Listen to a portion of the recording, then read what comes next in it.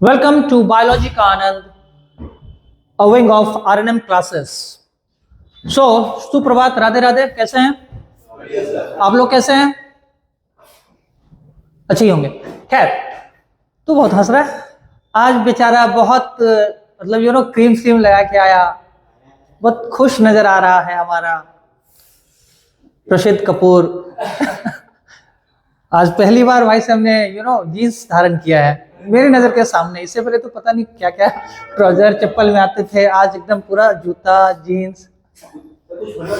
पता नहीं, ये तो अपना छोटू है, ये क्या बोलेगा। चलिए आगे बढ़ते हैं। आप भी थोड़े चमक रहे हैं, सिद्धार्थ की बात कर रहा हूँ। कोई बात नहीं, होता रहता है। It happens in this age, no problem. करें, चलो तो आते हैं सीधा अपने टॉपिक पे। We have completed principles of inheritance and variation. कैसा रहा अभी तक का principles of inheritance and variation का सफर? स्मूथ था? क्वेश्चन आप लोग कर रहे हैं कि नहीं कर रहे हैं? क्वेश्चन कर रहे हैं? डाउट भी हो रहा है? अगर डाउट हो रहा है तो फिर आप लोगों का डाउट मेरे पास क्यों नहीं आ रहा? ग्रुप में डाल सकते हैं आप लोग, ग्रुप में भी तो डाल सकते हैं, या आप मुझे पर्सनल व्हाट्सएप कर सकते हैं, वो भी नहीं कर रहे हैं। ग्रुप में डालिए, वो ज्यादा बेटर रहेगा। क्यों? क्योंकि अगर सेम डाउट किसी और को भी है तो ग्रुप में जब मैं आंसर करूंगा तो आपको पता चल जाएगा, है कि नहीं? तो आप तो करते नहीं है, पता नहीं। और आज की ताजा खबर, इससे पहले कि मैं क्लास को कंटिन्यू करूं, हेलो एवरीवन, एक बहुत ताजा खबर। आज मिस्टर कपूर ने मुझसे कहा कि सर मेरे पास 2 पजामा, एक पजामा गंदा और एक मैंने गीला कर दिया। इससे ज्यादा मैं कुछ नहीं बोलता। चलिए आगे बढ़ते हैं। और आज का जो हमारा टॉपिक है, क्या हुआ प्रशिद बेटा, तुमने ये लाइन बोला कि नहीं बोला? Yes sir, no, I am not going in detail, just tell me yes sir, तुमने ये बात बोला कि नहीं? मैंने बोला। ओह माय गॉड, चलो। सो अब आज का जो हमारा टॉपिक है, that is molecular basis of inheritance. अब ये जो हेडिंग है मॉलिक्यूलर बेसिस ऑफ इनहेरिटेंस, इसका क्या मतलब है? इस चैप्टर का में इसका हेडिंग का क्या मतलब है? Molecular basis of inheritance. Can anyone clear this? What do you mean by molecular basis of inheritance? बताइए मिस्टर सिद्धार्थ, क्या है मॉलिक्यूलर बेसिस ऑफ इनहेरिटेंस का शाब्दिक अर्थ? बताइएगा। अच्छा चलो, इससे एक क्वेश्चन और पूछता हूं, इस वर्ड का क्या मतलब है?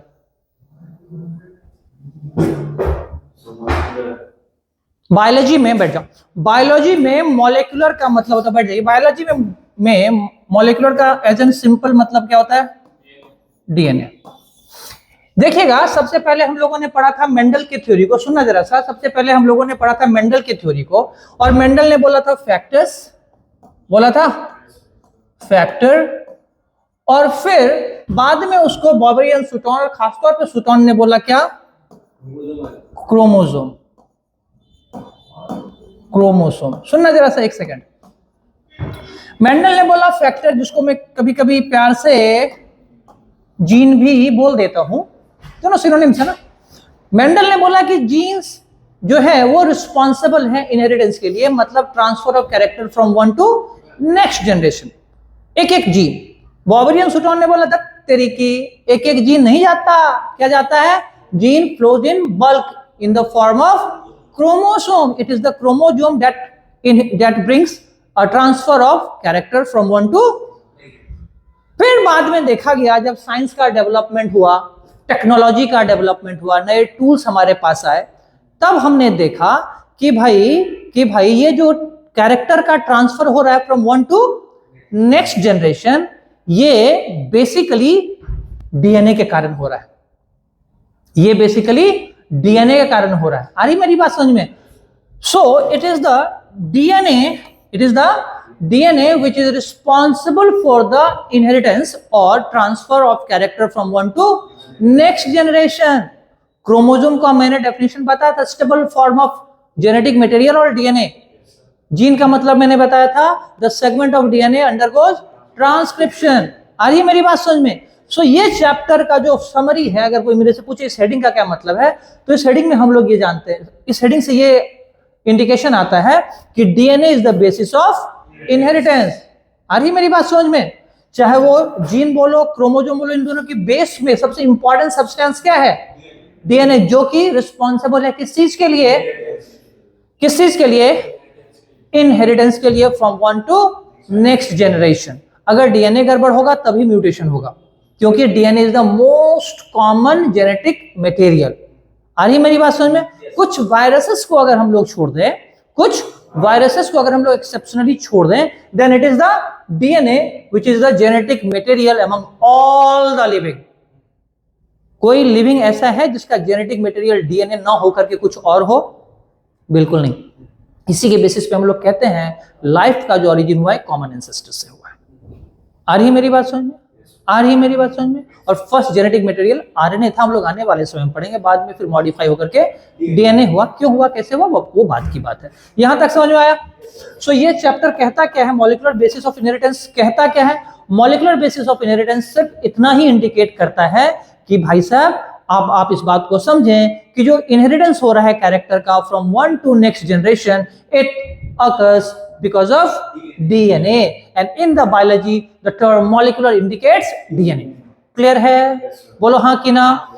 अब आइए इस चैप्टर में हम लोग स्टडी किस बातों की करते हैं। हमारा सब्जेक्ट ऑफ स्टडी क्या होगा, टॉपिक ऑफ स्टडी क्या होगा? सबसे पहले हम लोग इसमें पढ़ेंगे डीएनए के बारे में, स्ट्रक्चर ऑफ डीएनए, फिर उसके पैकेजिंग के बारे में, फिर हम लोग देखेंगे कि कौन सा एक्सपेरिमेंट ऐसा है जो ये बताता है मुझे कि डीएनए एक जेनेटिक मटेरियल है।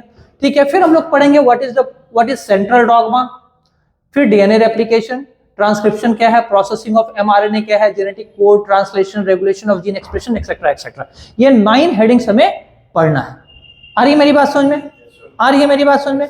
सो विदाउट एनी डिले इसमें हम लोग शुरू करते हैं सबसे पहले डीएनए के बारे में। इसमें हम लोग शुरू करते हैं सबसे पहले डीएनए के बारे में। तो याद रखिएगा, एक साइंटिस्ट थे एफ मेस्चर, क्या नाम था? एफ मेस्चर। उन्होंने सबसे पहले न्यूक्लिक एसिड को देखा था। किसको देखा था? न्यूक्लिक एसिड को देखा। कहां से? तो पस सेल से। आपका एनसीईआरटी भी इस बात को लिखता है, एफ मेस्चर, ठीक है। उन्होंने सबसे पहले पस सेल से एक एसिडिक सब्सटेंस को देखा, उन्होंने उसका नाम दिया न्यूक्लिन। बाद में फिर इसका नाम दिया गया क्या? Nucleic acid by the Altmann. Clear है यहां तक? क्लियर है यहां तक? सो अब हम लोग शुरू करेंगे, हेडिंग लेंगे, हेडिंग लो, हेडिंग लो, हेडिंग लो, हेडिंग लो, हेडिंग लो, न्यूक्लिक एसिड, हेडिंग लो, न्यूक्लिक एसिड। हेडिंग लेंगे क्या? बोलिए, न्यूक्लिक एसिड। सो ले लिया हेडिंग? लिया? बोलो हाँ कि ना। चलो अब हम लोग बात करेंगे न्यूक्लिक एसिड के बारे में। सो क्या है न्यूक्लिक एसिड? क्या है न्यूक्लिक एसिड? तो हेडिंग लिया न्यूक्लिक एसिड। सुनना, न्यूक्लिक एसिड लिखेगा इसमें, first of all seen by F Miescher, first of all seen by, NCERT में देखिए, first of all seen by F Miescher from the pus cell और in the pus cell.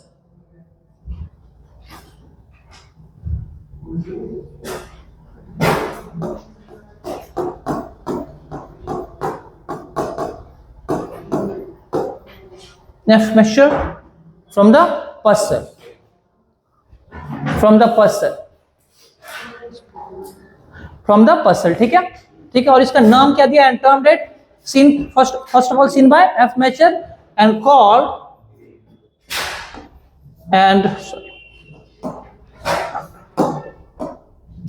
and called क्या बोलो? Nuclein, and called nuclein, nuclein. Later on, इसी में comma देके, later on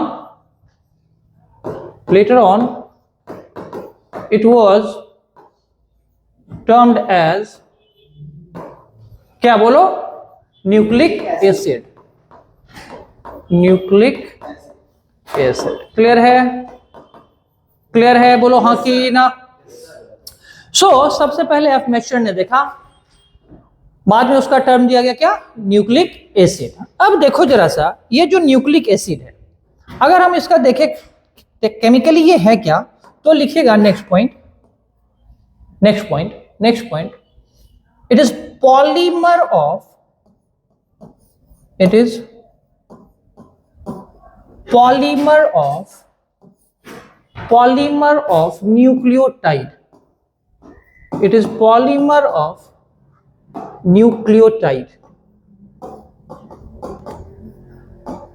it is polymer of nucleotide.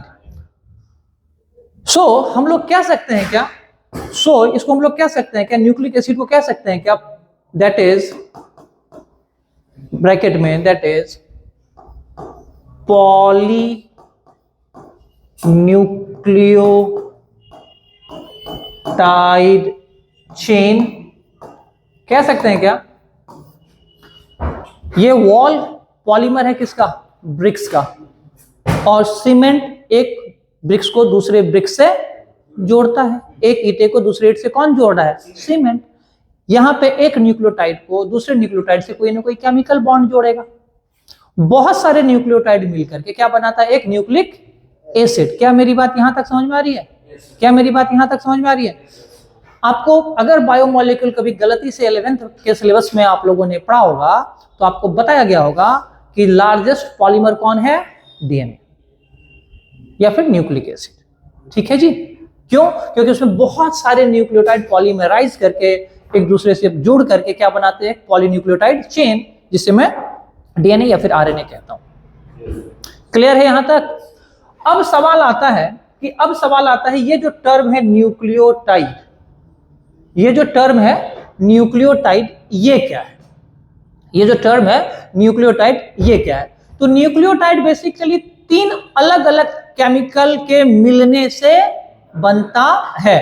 3 अलग अलग chemical मिला तो एक न्यूक्लियोटाइड बना, 3 अलग अलग केमिकल मिला तो एक न्यूक्लियोटाइड मिला, और बहुत सारा यह न्यूक्लियोटाइड मिला तो एक पॉलीन्यूक्लियोटाइड चेन बना।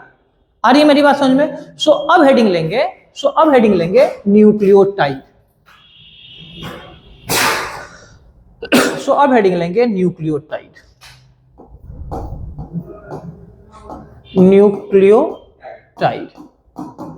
देखिएगा, न्यूक्लियोटाइड को अगर हम लोग देखें तो न्यूक्लियोटाइड कितने कंपोनेंट है, 3 कंपोनेंट है। पहले 3 कंपोनेंट यहां पे लिखेंगे, 3 कंपोनेंट्स, 3 कंपोनेंट्स होते हैं किसके, एक न्यूक्लियोटाइड के। सुनते चलिएगा, अभी 1 मिनट सुन लो। सबसे पहला कंपोनेंट होता है एक पेंटोज शुगर,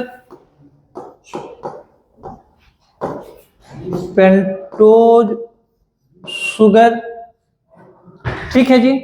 दूसरा कंपोनेंट होता है एक नाइट्रोजिनस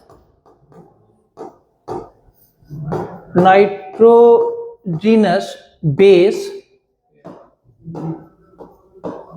ठीक है। और तीसरा कंपोनेंट होता है इनऑर्गेनिक फॉस्फेट,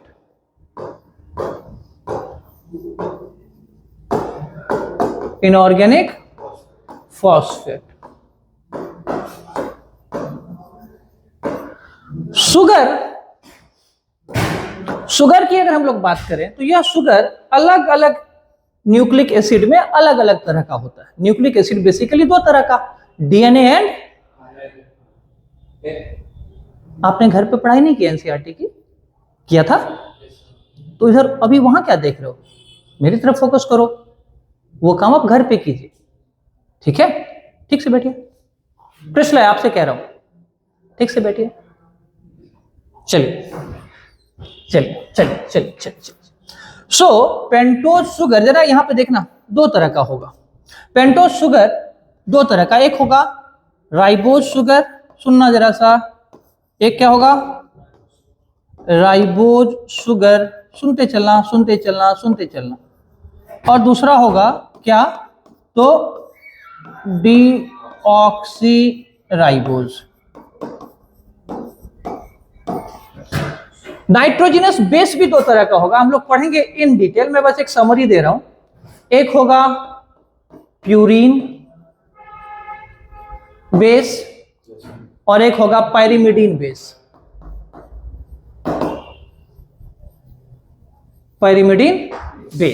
फटाफट इसको ड्रॉ करो तो, हो गया कंप्लीट। अब देखिए, अब हेडिंग लेंगे पेंटोज शुगर, फिर हम लोग हेडिंग लेंगे सेपरेट नाइट्रोजिनस बेस, आप इधर देखेंगे मिस्टर गांगुली, और फिर उसके बाद हम लोग देखेंगे क्या, इनऑर्गेनिक बेस के बारे में। तो हेडिंग लो पेंटोज शुगर, हेडिंग लो पेंटोज शुगर। पेंटोज शुगर कितने तरह का होता है? दो तरह का। हेडिंग लो पेंटोज शुगर।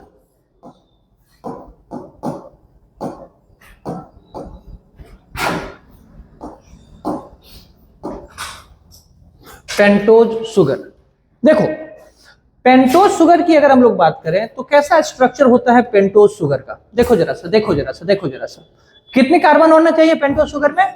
5 कार्बन। तो यहां पे 5 कार्बन रहेगा, तो यहां पे 5 कार्बन रहेगा। एक सेकेंड,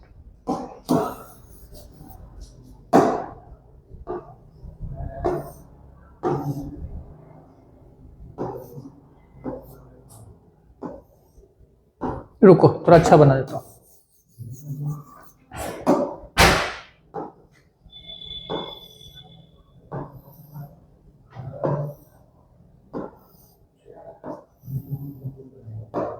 देखिएगा, यहां पे एक कार्बन है, यहां पे दूसरा कार्बन है, यहां पे तीसरा कार्बन है, यहां पे चौथा कार्बन है, और एक कार्बन रिंग से बाहर यहां पे।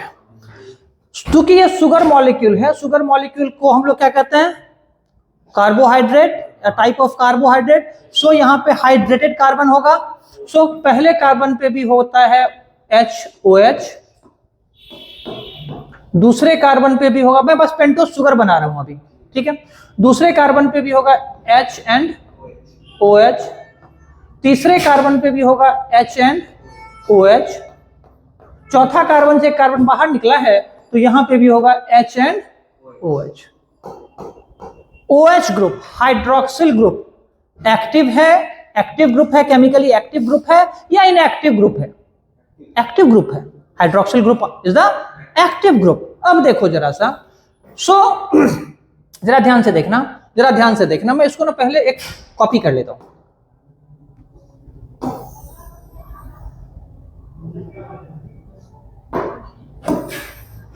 ठीक है, देखिएगा, ठीक है, ये दोनों पेंटोज शुगर है, ये दोनों पेंटोज शुगर है अभी तक। अब देखना, ये जो इसमें पहला कार्बन को हम लोग लिखते हैं फर्स्ट प्राइम, सेकंड कार्बन को हम लोग लिखते हैं सेकंड प्राइम, थर्ड कार्बन को हम लोग लिखते हैं third prime, fourth prime, and यहां पे ये क्या हो जाएगा? 5 प्राइम। ठीक है जी, क्योंकि इसके बाद हम लोग ऑर्गेनिक बेस, नाइट्रोजनस बेस के बारे में भी स्टडी करेंगे, वहां भी कार्बन नंबर होगा। अगर मैं बोलता हूं सेकंड कार्बन, तो किसका सेकंड कार्बन? शुगर का सेकंड कार्बन, या फिर जो अभी पढ़ने वाले नाइट्रोजनस बेस उसका सेकंड कार्बन। क्या मेरी बात समझ में आ रही है? इसीलिए नोमेनक्लेचर को इजी करने के लिए अगर मैं बोलता हूं न्यूक्लियोटाइड का सेकंड कार्बन, तो मैं किसकी बात कर रहा हूं? जी नहीं, तो मैं बेस की बात कर रहा हूं। अगर मैं कहता हूं 2 प्राइम कार्बन, मैं शुगर की बात कर रहा हूं। सेकंड कार्बन तो उसमें भी होगा ना भाई, वो भी तो ऑर्गेनिक कंपाउंड है। आ रही मेरी बात समझ में? सो यहाँ पे first prime, second prime, third prime, fourth prime and 5 prime. ये यहां पे देखना कितने OH ग्रुप है इसमें? 4 है डेफिनेटली, क्योंकि यहां पे तो नहीं है ना। ठीक है जी, सेकंड कार्बन पे भी ग्रुप है, OH ग्रुप है। इसको हम लोग कहते हैं राइबोज शुगर। क्या कहते हैं? राइबोज, सुनते चलना, राइबोज शुगर। और एक और शुगर होता है जिसमें कि सेकेंड प्राइम OH ना हो करके सेकेंड प्राइम H होता है। ठीक है जी, तो इसको हम लोग कहते हैं डीऑक्सी। क्या कहते हैं? एक ऑक्सीजन कम हो गया ना, डीऑक्सी, डीऑक्सी, अरे डीऑक्सी, डीऑक्सी राइबोज शुगर। अब सिंपल सा बात आप मुझे बताइए, अभी अभी मैंने एक क्वेश्चन पूछा था कि OH ग्रुप जो हाइड्रोक्सिल ग्रुप है वो एक रिएक्टिव ग्रुप है कि नहीं? तो जिसके पास जितना रिएक्टिव ग्रुप होगा उसकी केमिकल रिएक्टिविटी उतनी ज्यादा होगी। अगर किसी के पास थोड़ा कम OH ग्रुप है तो वह chemically as compare to the previous one थोड़ा कम रिएक्टिव होगा। तो इन दोनों शुगर को अगर आप देखते हैं तो इनमें ज्यादा रिएक्टिव शुगर कौन है? Ribose sugar. आने वाले समय में मैं आप लोगों को पढ़ाऊंगा, आने वाले समय में मैं आप लोगों को पढ़ाऊंगा। अभी मैं बस आपको बस एक स्लाइड इंट्रोडक्शन दे रहा हूं कि ये वाला जो OH है ये रिप्लेस हो जाएगा बेस से। ये वाला जो OH है ये अगले न्यूक्लियोटाइड से जब ये रिएक्ट करने जाएगा, दूसरा न्यूक्लियोटाइड जब पॉलीमराइजेशन में जाएगा तो वो रिप्लेस हो जाएगा उसके फॉस्फेट से। क्लियर है? और यहां पे जो दूसरा वाला पांचवा कार्बन ये जब बनाने जाएगा तो जो दूसरा न्यूक्लियोटाइड है उसके थर्ड पे OH पे रिएक्ट करेगा। क्या मेरी बात समझ में आ रही है? क्या मेरी यहां पे पहला इसका पांचवा दूसरे न्यूक्लियोटाइड के तीसरे कार्बन पे, तो तीसरे कार्बन के OH ग्रुप से रिएक्ट करेगा। क्या मेरी बात समझ आ रही है? पॉलीमराइजेशन के दौरान दो मॉलिक्यूल चाहिए ना, दो न्यूक्लियोटाइड चाहिए ना, तो एक न्यूक्लियोटाइड का पांचवा OH, पांचवें कार्बन का OH दूसरे न्यूक्लियोटाइड के तीसरे कार्बन के OH से रिएक्ट करके बॉन्ड बनाता है, तब जाके दो पॉलीमराइजेशन ऑफ द न्यूक्लियोटाइड होता है। क्या मेरी बात समझ में आ रही है? मैं इसको अभी आज की क्लास में बताऊंगा। लेकिन ये वाला तो खाली रह जाएगा, तो ये पॉलीन्यूक्लियोटाइड चेन जो बनेगा ये तो ज्यादा रिएक्टिव होगा ना भाई। वैसे भी सिंगली राइबोज शुगर क्या है? मोर रिएक्टिव है। अब पते की बात, डीएनए और आरएनए के बीच का जो फंडामेंटल डिफरेंस है, दो तरह का न्यूक्लिक एसिड होता है ना, डीएनए एंड आरएनए, जो फंडामेंटल डिफरेंस है डीएनए और आरएनए में वो उसके शुगर में एग्जिस्ट करता है। कुछ एबनॉर्मल बेसेस आरएनए में होते हैं, इट मे बी पॉसिबल कुछ मॉडिफाइड थाइमीन बेस आरएनए में आ जाए, मे बी, लेकिन अगर उसका शुगर डीऑक्सी है तो मैं उसको डीएनए नहीं बोलूंगा, अगर उसका शुगर राइबोज है तो मैं उसको नहीं बोलेंगे, वो आरएनए ही होगा। The fundamental difference in between DNA and RNA exist in their sugar content of the nucleotide. क्या मेरी बात समझ में आ रही है? ये वाला शुगर का न्यूक्लियोटाइड बनेगा, ये तो न्यूक्लियोटाइड का एक कंपोनेंट देख रहे हैं ना, इसमें भी बेस जुटेगा, इसमें भी फॉस्फेट जुटेगा, इसमें भी बेस जुटेगा, इसमें भी फॉस्फेट जुटेगा, हाँ कि ना? तो इसमें जब बेस और फॉस्फेट जुटेगा तो ये डीऑक्सी न्यूक्लियोटाइड बनाएगा। इसमें जब शुगर बेस और फॉस्फेट जुटेगा तो ये राइबोज शुगर ऑक्सी न्यूक्लियोटाइड बनाएगा, हाँ कि ना? ये डीऑक्सी है ना, ये तो राइबोज शुगर बनाएगा ना, राइबोज न्यूक्लियोटाइड बनाएगा ना, ये डीऑक्सी राइबोज न्यूक्लियोटाइड बनाएगा। क्या मेरी बात समझ में आ रही है? तो डीऑक्सी राइबोज न्यूक्लियोटाइड और राइबोज न्यूक्लियोटाइड में ज्यादा रिएक्टिव कौन होगा? Ribose nucleotide. क्यों? क्योंकि इसका 2' OH इसमें इसकी रिएक्टिविटी को बढ़ा देता है। क्लियर है? मैं यहां पे लिखता हूं, मैं लिखने का टाइम दूंगा। मैं यहां पे लिखता हूं, जरा सा देखिएगा, मैं यहां पे लिखता हूं मोर रिएक्टिव, कह सकते हैं reactive due to second prime OH, कह सकते हैं। यहां पे लेस रिएक्टिव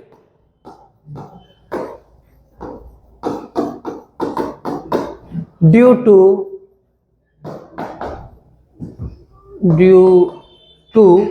एब्सेंस ऑफ बोलो क्या? 2' OH। एक सेकेंड, एक पॉइंट और लिखना है मुझे, अब मैं लिखने का टाइम दूंगा आप लोगों को। यहां तक समझ में आया है? अब अगर मैं नोटे करके लिखूं, क्या करके?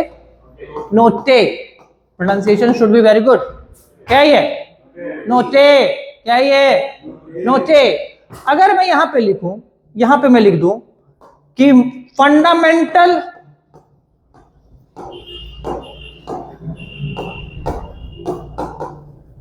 और मेन difference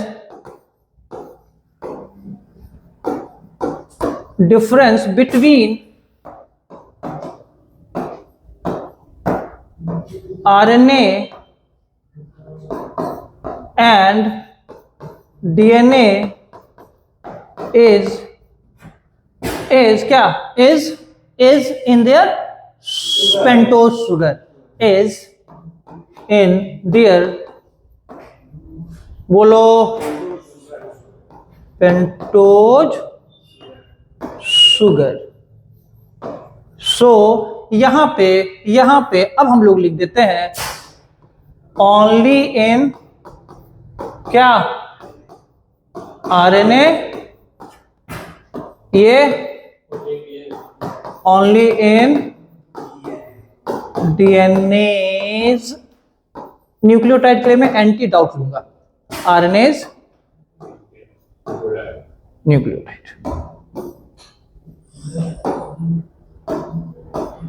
ठीक है, यहां तक क्लियर है? चलो अब आप इसको आराम से लिखो। डन है?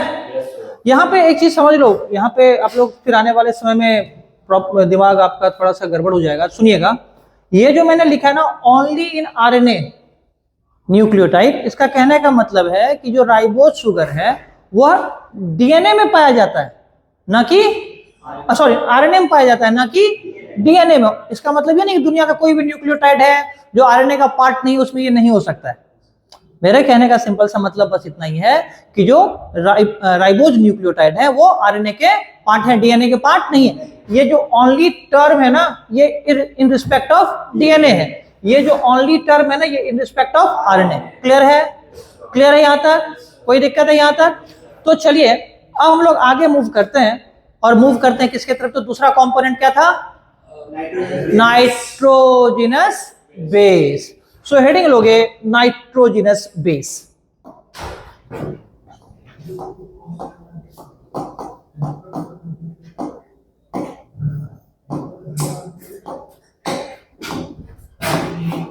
Nitrogenous base. चलिए एक बात बताइए, व्हाट इज बेस? देखिए जरा सा, बेस क्या होता है?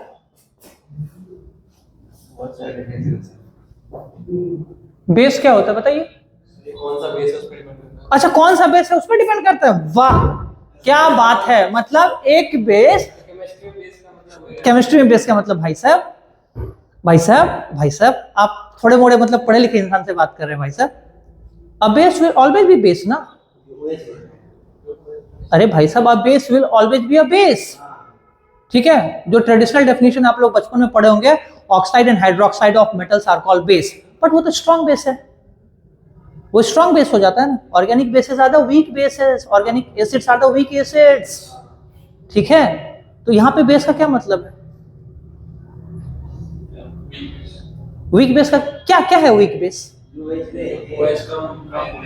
कॉन्सेंट्रेट ओएस यहां पे होगा क्या? ऑर्गेनिक बेस किसको कहते हैं?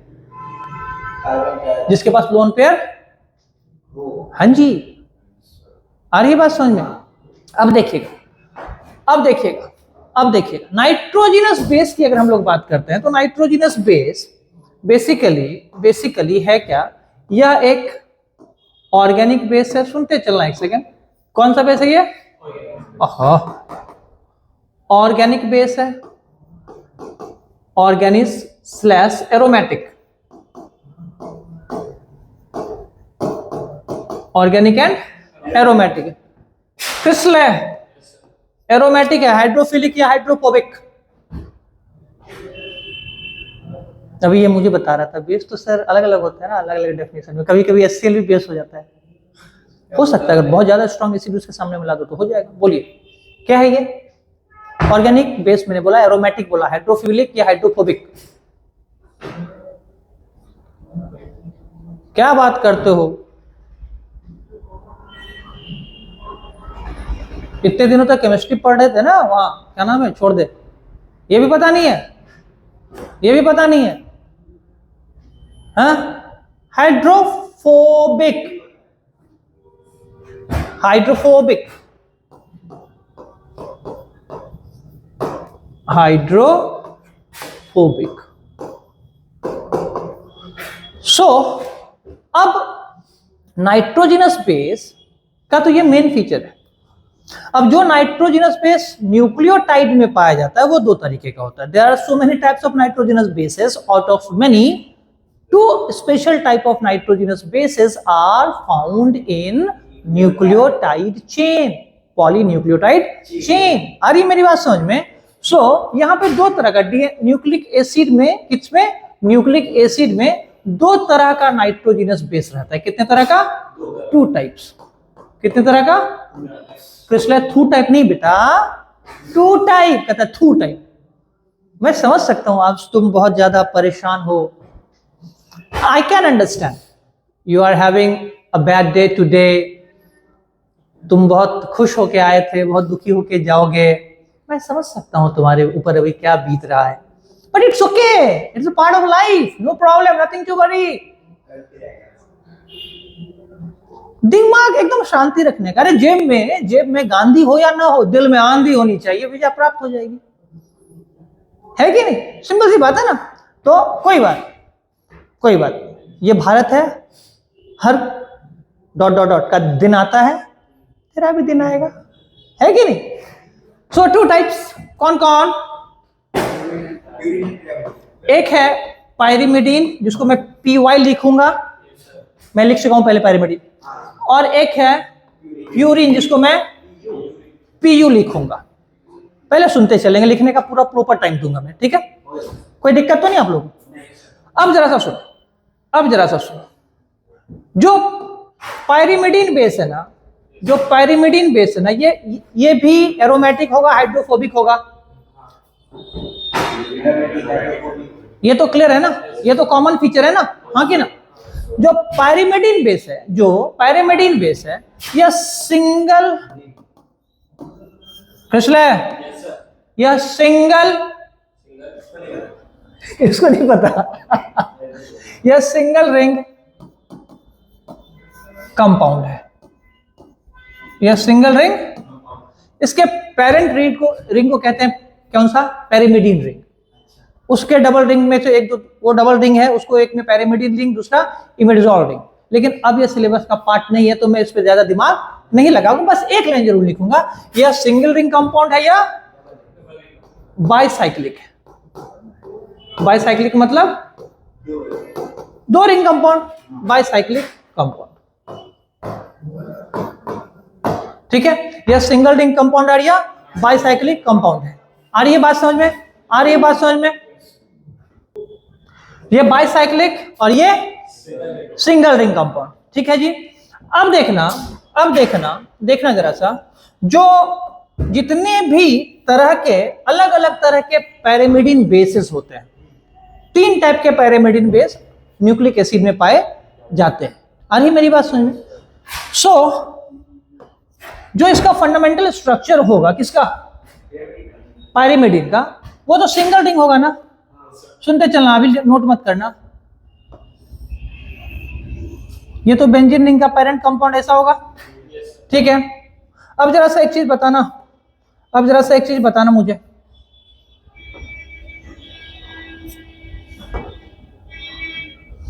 देखना जरा सा, मैं यहां पे लिखता हूं, नाइट्रोजनस बेस है ना, तो यहां पे नाइट्रोजन रहेगा और यहां पे नाइट्रोजन रहेगा। आ रही मेरी बात समझ में? और उसके अलावा यहां पे क्या रहेगा? कार्बन और कार्बन। क्लियर है? यहां देखने वाली बात क्या है कि नाइट्रोजन जो है, सुनना जरा सा, यहां पे होगा NH, ठीक है जी? यहां पे होगा डबल बॉन्ड, ठीक है? यहां पे NH2 भी रह सकता है या फिर N भी रह सकता है। यहां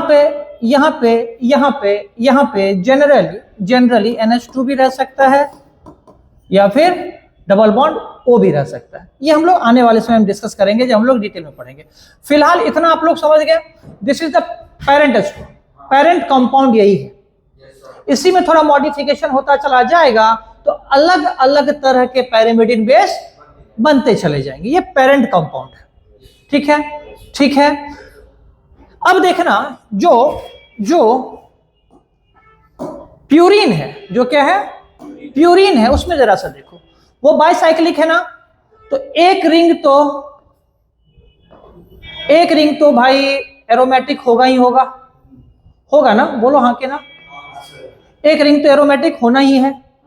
दूसरा रिंग जो इमिडाजोल है वो कुछ इस तरह का होता है। आ रही है बात समझ में? अब जरा सा देखो, अब जरा सा देखो, यहां पे भी यहां नाइट्रोजन, यहां नाइट्रोजन, यहां नाइट्रोजन, यहां नाइट्रोजन। यहां से एक क्वेश्चन पूछूंगा, तुम लोग तो ऑर्गेनिक के धुरंधर हो। यहां पे भी नाइट्रोजन, यहां पे भी नाइट्रोजन, यहां पे भी नाइट्रोजन, और यहां पे भी नाइट्रोजन। आ रही है बात समझ में? और यहां पे NH। मैं NH क्यों लिख रहा हूं थोड़ी देर में बताऊंगा। अब देखिएगा जरा सा, आप लोग तो ऑर्गेनिक के धुरंधर हैं, बहुत नामी गिरामी, बहुत वास्ट विशाल टीचर से आप लोग पढ़ चुके होंगे। अब जरा सा मुझे बताइए, अब जरा सा मुझे बताइए आप, यस इस कंपाउंड में नोमेनक्लेचर जो आप देख रहे हैं, फर्स्ट नंबर पे यहां पे कौन सा कार्बन या कौन सा नाइट्रोजन होगा? ये वाला A, ये वाला B।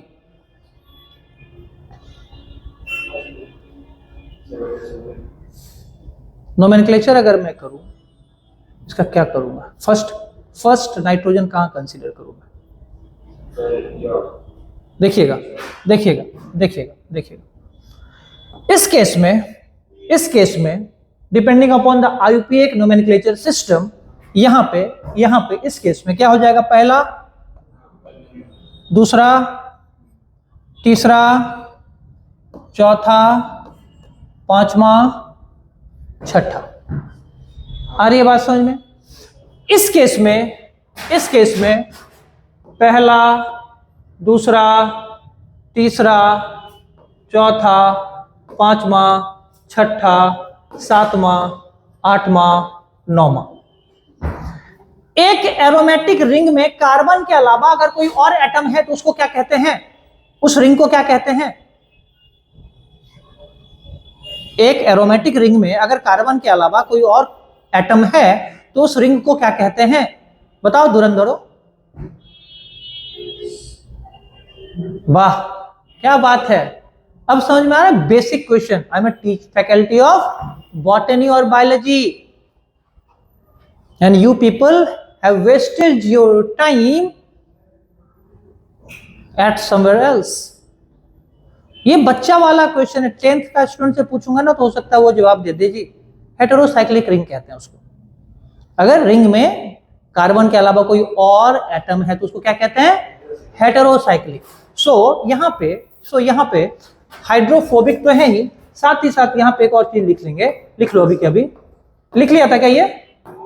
ठीक है, रुक जाओ, हेटेरोसाइक्लिक। ठीक है, ठीक है। अब जरा सा देखो, अगर मैं यहां पर डिस्कस करूं ना पैरीमिडीन के केस में, तो in ring nitrogen atom is present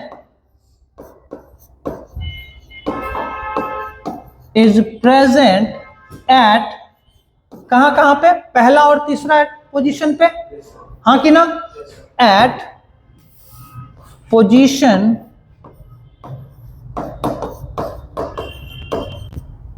first and बोलो थर्ड, हाँ कि ना? यहां पे अगर मैं इसकी बात करूं तो एन एटम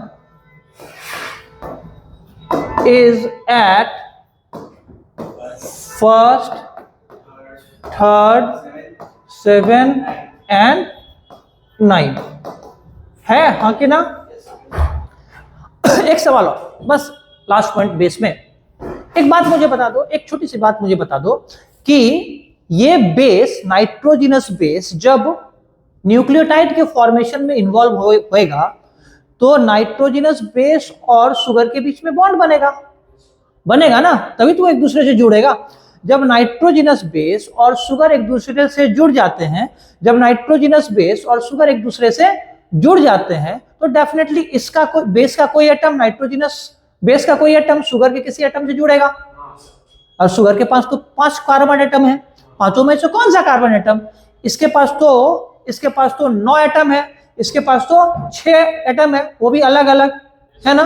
तो इसका कौन सा एटम शुगर के कौन से एटम से बॉन्ड बनाता है जब न्यूक्लियोटाइड का फॉर्मेशन होने जा रहा होता है। तो यहां पे देखिएगा, यहां पे देखिएगा, ये जो पैरिमिडीन है ना, कौन है, पैरिमिडीन फॉर्म्स, देखिएगा, हाँ, पैरिमिडीन जो है इसका फर्स्ट नाइट्रोजन